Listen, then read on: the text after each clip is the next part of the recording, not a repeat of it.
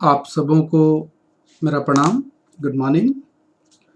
हम लोग MCom semester 1 का एक पेपर डील कर रहे हैं, देख रहे हैं, जिस पेपर का नाम है मैनेजरियल इकोनॉमिक्स और इसका पेपर कोड है सीसी कॉम 102।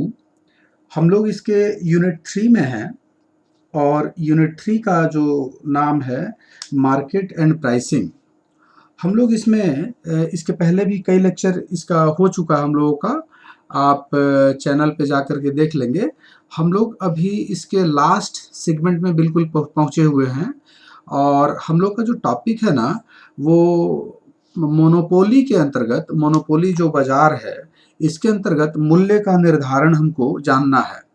तो इसके पहले जो लेक्चर हुआ है हम लोग उसमें देखे क्या है, ध्यान दीजिएगा कि देर आर टू अप्रोच, दो अप्रोच हैं, दो अप्रोच बतलाए गए हैं to determine equilibrium price under monopoly. Monopoly जो बाजार है, मोनोपोली जो मार्केट है, इसके अंतर्गत इक्विलिब्रियम प्राइस डिसाइड करने के लिए दो अप्रोच दिए गए हैं। एक था total revenue and total cost approach था, इसलिए कह रहे हैं कि जस्ट प्रीवियस लेक्चर में हमने इसको डील किया था। इसमें सिंपल सा क्या था कि जहाँ पे टोटल रेवेन्यू और टोटल कॉस्ट का डिफरेंस सबसे ज़्यादा होगा वहीं पे प्राइस और आउटपुट ये फिक्स करता है ये मोनोपोली। तो ये देख लेंगे, आप प्रीवियस लेक्चर में बतला दिए हैं। आज का जो हमारा टॉपिक है प्राइस डिटर्मिनेशन अंडर जो मोनोपोली है, वो मार्जिनल रेवेन्यू और मार्जिनल कॉस्ट अप्रोच को हमको देखना है। मतलब मार्जिनल रेवेन्यू और मार्जिनल कॉस्ट को अप्लाई करके कैसे हम लोग ये इक्विलिब्रियम प्राइस डिसाइड करते हैं, ठीक ना। तो आइए हम लोग सेकंड स्टार्ट करें, marginal revenue and marginal cost approach. ध्यान देंगे, marginal according to marginal revenue and marginal cost approach, a monopolist will be in equilibrium when two conditions are fulfilled या satisfied। जो कह ले, कहता है कि ये एमआर एंड एमसी अप्रोच जो है, marginal revenue and marginal cost approach है, कोई भी मोनोपोलिस्ट इक्विलिब्रियम कहाँ पे रहेगा वो, मतलब कि marginal revenue marginal cost approach जो है ना, इसमें कह रहा है कि एक अधिकारी है वो उस पॉइंट पे विल बी इन इक्विलिब्रियम, वहां पे रहेगा, मतलब कि संतुलन उसका वहां पे होगा जहां दो कंडीशन एक साथ फुलफिल हो। पहला कंडीशन बोलता है कि मार्जिनल कॉस्ट जो होगा मार्जिनल रेवेन्यू के बराबर होना चाहिए। हमेशा याद रखें, मार्जिनल कॉस्ट मार्जिनल रेवेन्यू के बराबर होना चाहिए। और साथ साथ कह रहा, और दूसरा पॉइंट क्या है कि ये जो मार्जिनल कॉस्ट है ये must cut marginal revenue from below. मतलब कि मार्जिनल कॉस्ट मार्जिनल रेवेन्यू को नीचे से कट करेगा। जैसे कि मान लीजिए कि इस तरह का कोई मार्जिनल रेवेन्यू कर्व है, मार्जिनल रेवेन्यू और मार्जिनल कॉस्ट ना ऐसे नीचे से कहीं कट करना चाहिए, ये मार्जिनल कॉस्ट है। इस तरह का अभी हम ग्राफ बनाएंगे, दिखलाएंगे आप लोगों को, नीचे से कट करे, है ना।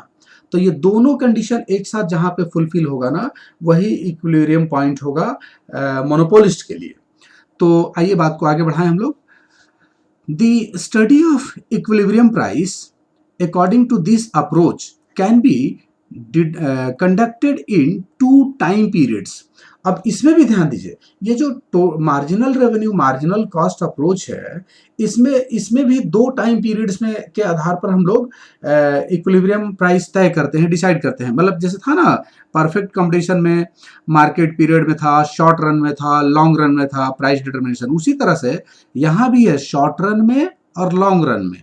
तो आज के टॉपिक को, आज का जो लेक्चर है ना, बेसिकली हमारा इस पे है, marginal revenue and marginal cost approach है। इसमें ये दो कंडीशन फुलफिल होना चाहिए और ये दोनों कंडीशन जो है हम आज सिर्फ देखेंगे इसमें शॉर्ट रन में। मतलब शॉर्ट रन जो है इसमें हम कैसे डिसाइड करेंगे इक्विलिब्रियम प्राइस को। लॉन्ग रन वाला टॉपिक जो है ये नेक्स्ट लेक्चर में हम आपसे बात करेंगे, है ना। इसको भी हम छोड़ रहे हैं, आज सिर्फ इसको हम लोग कंसिडर करेंगे शॉर्ट रन पीरियड में, है ना। तो आइए चले हम लोग बात को आगे बढ़ाएं। और ये रहा हम लोगों का short run equilibrium under monopoly. Monopoly के तहत शॉर्ट रन इक्विलिब्रियम कहां पे होगा, ध्यान देंगे, है ना। चलिए एक एक चीज देखते हैं, बढ़िया समझिएगा। Short period refers to that period in which the monopolist has to work with a given existing plant। याद कीजिए, हम आप लोगों को पहले ही बतला चुके हैं कि शॉर्ट रन क्या होता है ना, कि जो फैक्टर्स ऑफ प्रोडक्शन होते हैं उसमें कुछ फैक्टर फिक्स्ड होते हैं और कुछ फैक्टर वेरिएबल्स होते हैं, दोनों तरह के फैक्टर होते हैं। फिक्स फैक्टर में आप किसी तरह का कोई बदलाव नहीं कर सकते हैं, you can change only variable factors, आप वेरिएबल फैक्टर्स को ही चेंज कर सकते हैं। वेरिएबल फैक्टर्स को चेंज करके ही आउटपुट को आप बढ़ा सकते हैं या घटा सकते हैं, है ना। फिक्स्ड फैक्टर में शॉर्ट रन में किसी तरह का कोई बदलाव नहीं कर सकते हैं, ये हम शुरू से कह रहे हैं, कई लेक्चर में हम आप लोगों को बतला चुके हैं। तो वही कह रहा है कि आप monopolist has to work with a given existing plant. In other words, the monopolist cannot change the fixed factor like plant, machinery, ये सबको हम चेंज नहीं कर सकते हैं in the short period में चेंज नहीं कर सकते हैं। Monopolist can increase his output, अपने आउटपुट को बढ़ा सकता है by changing the variable factors only, मतलब सिर्फ और सिर्फ वेरिएबल फैक्टर्स में चेंजेस ला करके ही वो आउटपुट को बढ़ा सकता है। ये तो बहुत पहले से मालूम है आप लोग को। In this period the monopolist can enjoy super normal profit भी कमा सकता है, नॉर्मल प्रॉफिट भी कमा सकता है, और समटाइम्स सस्टेन लॉसेस, हो सकता है कि उसको कुछ लॉस भी हो। शॉर्ट रन में ये तीनों तरह का केस आपको देखने को मिलेगा। हो सकता है मोनोपोलिस्ट सुपर नॉर्मल प्रॉफिट कमा रहा हो सकता है मोनोपोलिस्ट जो है वो नॉर्मल प्रॉफिट कमा रहा हो सकता है कि उसको लॉस भी हो, है ना। ये भी हम बतलाते हैं आपको एक एक करके बारी बारी से। These three possibilities are अब डिस्क्राइब्ड एज बिलो। अब हम सबको एक एक करके हम ले रहे हैं। पहला क्या था आपका, सुपर नॉर्मल प्रॉफिट। ध्यान दीजिएगा, सुपर नॉर्मल प्रॉफिट उसको कैसे होगा। तो एक चीज याद रखिए, ये जो शॉर्ट रन में ना, ये जो एवरेज कॉस्ट है ना, सब इसी का खेल है। एवरेज कॉस्ट से जो short run average cost curve है, एवरेज कॉस्ट जो है, अगर उससे प्राइस ऊपर रख दिया, एवरेज, ध्यान दीजिएगा, एवरेज प्राइस जो है, शॉर्ट रन एवरेज प्राइस या एवरेज प्राइस ही कहें, एवरेज कॉस्ट कहें, ऐसा करते हैं, एवरेज कॉस्ट है ना। एवरेज कॉस्ट से अगर प्राइस ऊपर तय कर दे, है ना, एवरेज कॉस्ट से ऊपर रखा तो उसको ये सुपर नॉर्मल प्रॉफिट हो जाएगा। एवरेज कॉस्ट के बराबर अगर वो प्राइस फिक्स कर दिया तो नॉर्मल प्रॉफिट होगा, और एवरेज कॉस्ट से अगर नीचे रख दिया ना तो उसको होने लगेगा लॉस, है ना। यही सब इसी का खेल है एवरेज कॉस्ट का। देखिए ना, समझते हैं। If the price determined by the monopolist is more than average cost से ज्यादा रख दिया, he will get super normal profit, उसको सुपर नॉर्मल प्रॉफिट मिलेगा, है ना। एवरेज कॉस्ट से जहां प्राइस ऊपर तय किया, he will get super normal profit. The monopolist will produce up to the level where marginal cost is equal to marginal revenue।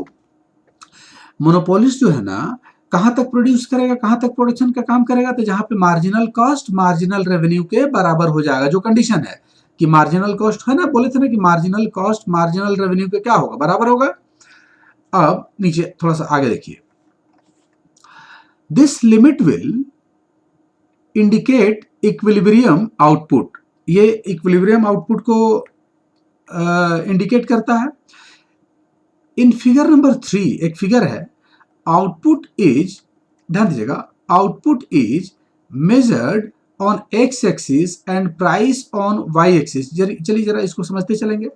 इसको देखिए, एक ये जो OX है ना, OX पर हमने आउटपुट को लिया है और OY पर हमने प्राइस को रखा है। ये रहा आपका प्राइस, ठीक है।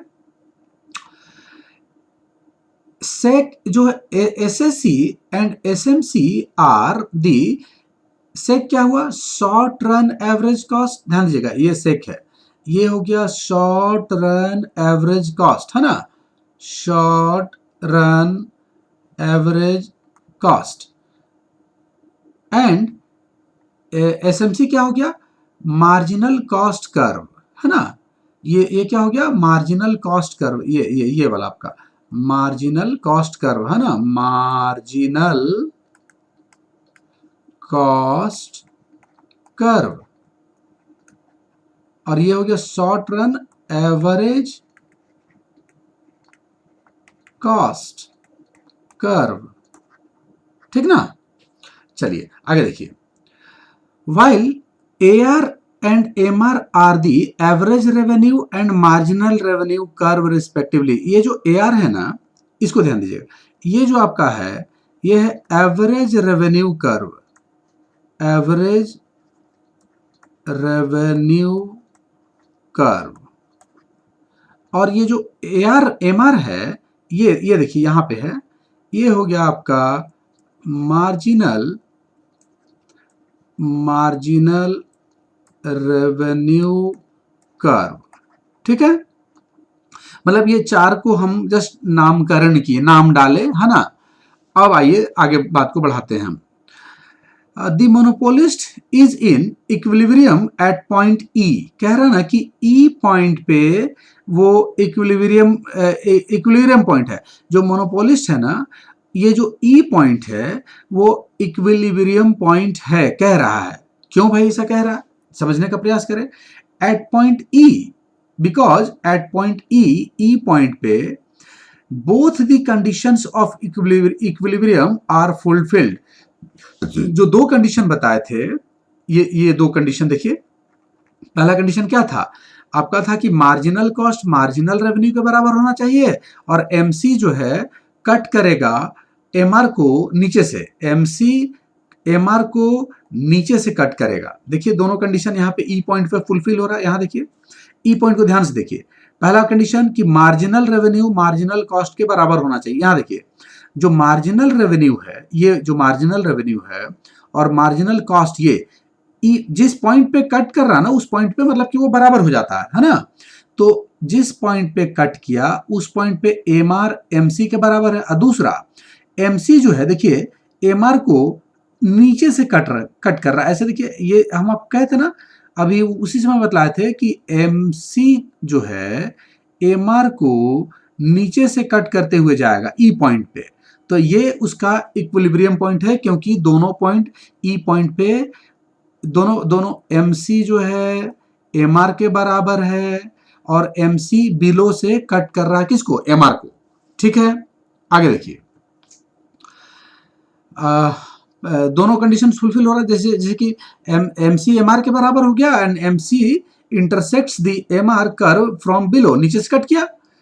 At this level of equilibrium the monopolist will produce OQ1, ये OQ1 का प्रोडक्शन कर रहा है। ध्यान दीजिए यहां से यहां तक का उसका प्रोडक्शन है OQ1 तक। The monopolist will produce OQ1 level of output and sells it, ध्यान दीजिएगा, एट CQ1 प्राइस। ये जो CQ1 ध्यान दीजिएगा ये प्राइस तय कर दिया है, CQ1 मतलब यहां तक प्राइस, ये जो प्राइस है ना इधर, तो C से CQ1 प्राइस पे वो बेचना शुरू किया, ठीक है। Which is more than the average cost, और एवरेज कॉस्ट देखिए यहाँ पे ये आपका एवरेज कॉस्ट है, एवरेज कॉस्ट से ज्यादा आ रहा है। एवरेज कॉस्ट तो उसका यहीं पे है, एवरेज कॉस्ट से ज्यादा प्राइस पे बेच रहा है। एवरेज कॉस्ट उसका क्या होगा, DQ, यहां से देखिए DQ1 जो होगा ना, ये जो हो गया एवरेज कॉस्ट हो गया, लेकिन बेच रहा है CQ1 पे। तो ये जो डिफरेंस है CD का, ये जो एरिया है ना, यही तो प्रॉफिट कमा रहा है, जिसको कि हम लोग कह रहे हैं सुपर नॉर्मल प्रॉफिट। देखिए ना आगे और समझ में आ जाएगा बात। तो OQ आउटपुट हो गया OQ1, और सेल कितना में कर रहा है CQ1 पे।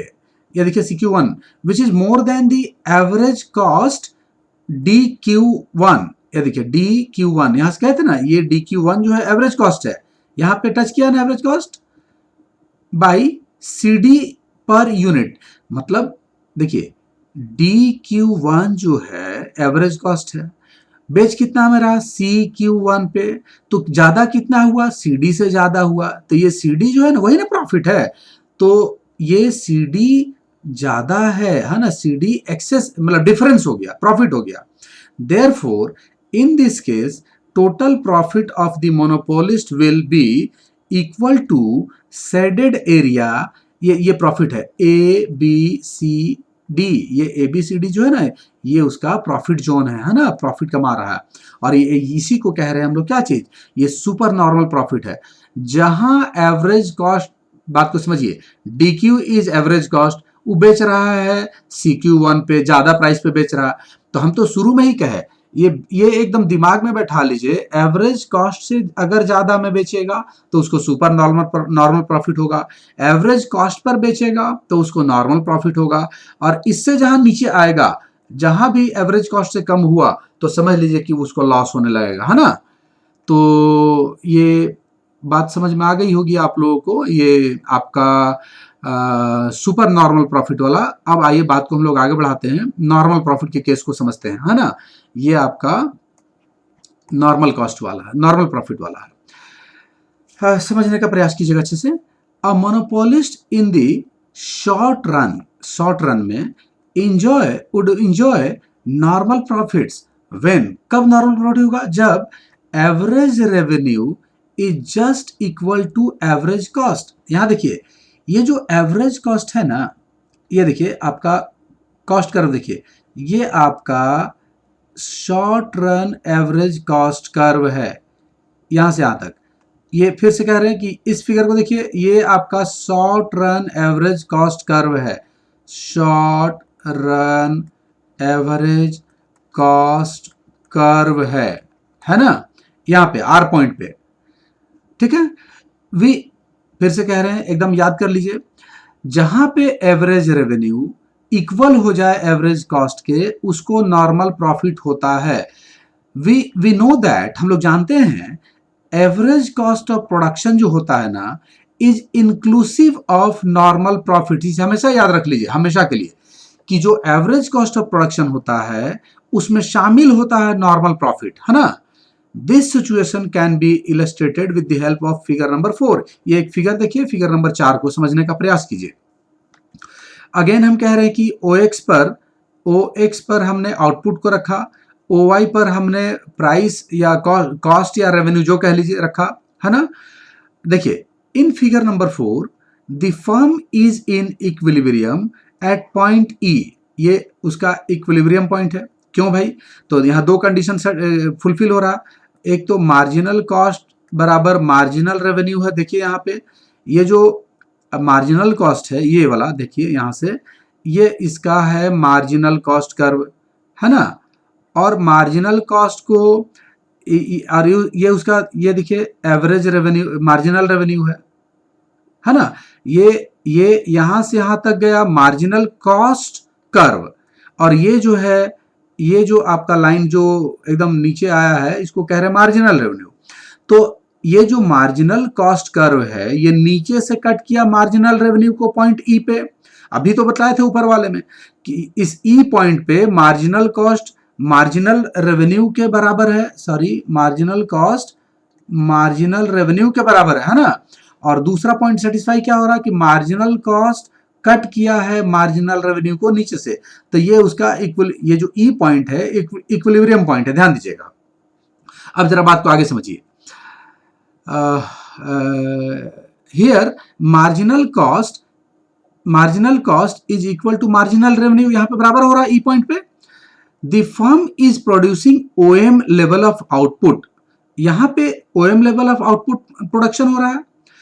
Eight OM level of output, OM level पे एवरेज कॉस्ट कर्व, ध्यान दीजिएगा, एवरेज कॉस्ट, ये रहा एवरेज कॉस्ट कर्व। ये एवरेज कॉस्ट कर्व कह रहा ना कि टच कर रहा है, touches the average revenue curve at point R। ये जो एक डाउन एकदम सीधा स्ट्रेट आया है एवरेज रेवेन्यू, ये आपका एवरेज रेवेन्यू है ना, ये आपका एवरेज रेवेन्यू है। ध्यान दीजिएगा, ये कह रहा ना कि ये एवरेज कॉस्ट कर्व जो है, एवरेज रेवेन्यू को क्या हो रहा, ये एवरेज रेवेन्यू को R पॉइंट पे टच कर दिया। ये देखिए एवरेज कॉस्ट टच कर रहा है एवरेज रेवेन्यू को इसको टच कर रहा है ना, कहाँ पे, आर पॉइंट पे, इस पॉइंट पे टच कर रहा, at point R, therefore at point R point पे प्राइस क्या हो गया, ओपी, प्राइस हो गया ओपी। ये देखिए आपका प्राइस यहां से यहां तक ओपी प्राइस हो गया है ना, is equal to average cost of the total product, जो कि बराबर है एवरेज कॉस्ट के बराबर है ना। ये प्राइस जो है ना, ये देखिए ना, ये जो प्राइस है ओपी इसके बराबर नहीं है, बराबर है। In this way monopoly firm enjoy the normal profit.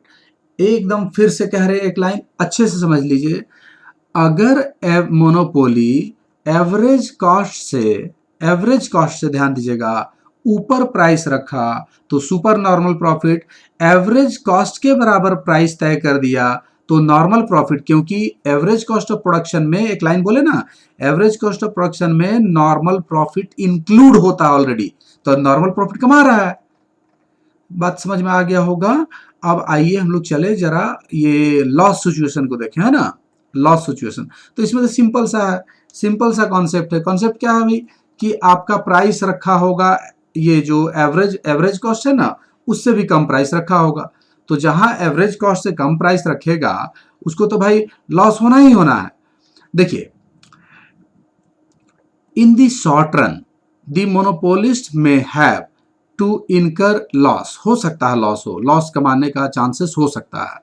This situation occurs if in the short run price falls below the variable cost. ये वेरिएबल कॉस्ट से भी कम प्राइस ले रहा है, वेरिएबल कॉस्ट से भी कम प्राइस ले रहा है। आप सोचिए ना, आपका जो वेरिएबल कॉस्ट है, फिक्स्ड कॉस्ट तो छोड़ दीजिए, जो वेरिएबल कॉस्ट है उससे भी कम प्राइस ले रहे हैं, तो लॉस नहीं होगा आपको, होगा। Once the price fall below the average variable cost, average variable cost से भी कम जहां हुआ, मोनोपोली सबसे पहले तो क्या करेगा, विल स्टॉप प्रोडक्शन को ही रोक देगा। आप ध्यान दीजिए, एवरेज वेरिएबल कॉस्ट जो है ना, उससे भी कम प्राइस अगर हो जाए तो उसके आगे उत्पादन करना तो मूर्खता है, वो नहीं करेगा, उत्पादन स्टॉप कर देगा प्रोडक्शन को।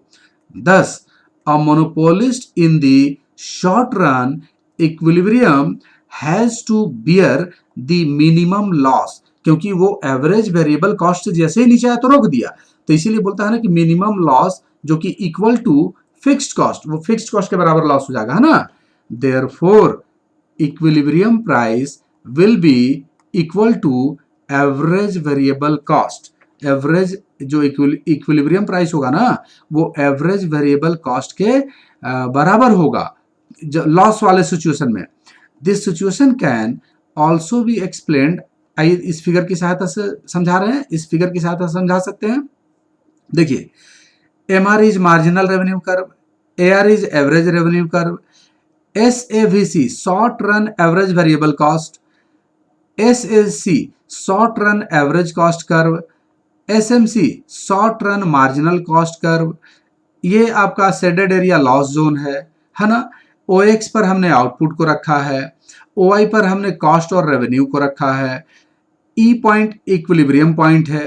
क्यों भाई, फिर कह रहे हैं कि यहाँ पे ई पॉइंट पे देखिए आपका जो ये जो मार्जिनल कॉस्ट है, मार्जिनल रेवेन्यू को, ई पॉइंट जो है मार्जिनल कॉस्ट, मार्जिनल रेवेन्यू, ये मार्जिनल कॉस्ट मार्जिनल रेवेन्यू के बराबर हो रहा है।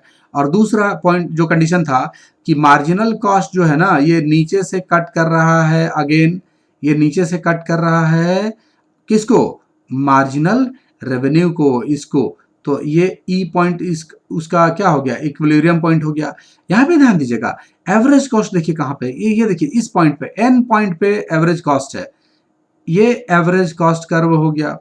तो हम आपको शुरू में ही कहते हैं ना कि एवरेज कॉस्ट से जहां प्राइस डाउन किया उसको होने लगेगा लॉस। यहां तक तो नॉर्मल प्रॉफिट कमा सकता था, इसके ऊपर जाएगा तो सुपर नॉर्मल प्रॉफिट होगा, इस पॉइंट पे ऊपर सुपर नॉर्मल प्रॉफिट, इस एन पॉइंट से नीचे एन पॉइंट पे रहेगा उसको नॉर्मल प्रॉफिट, एन से जहां नीचे आएगा उसको होने लगेगा लॉस, है ना। यही बस यही चीज को याद रखना है। आगे देखिए, आगे समझिए। In figure number 5 monopolist is in equilibrium at point E point पे इक्विलिब्रियम पॉइंट उसका इक्विलिब्रियम पॉइंट है। At point E marginal cost is equal to marginal revenue है भाई, मार्जिनल कॉस्ट मार्जिनल रेवेन्यू के बराबर है। एंड ही प्रोड्यूसेस ओएम, ओएम का production हो रहा है। आउटपुट क्या है? ओएम, ओएम है, OM level of output. At OM level of output equilibrium price fixed by the monopolist is OP1। ध्यान दीजिएगा, ये जो यहाँ प्राइस जो तय किया ना, ये तय किया है OP1। यहाँ देखिए, यहाँ देखिए OP1, ये प्राइस तय कर दिया OP1।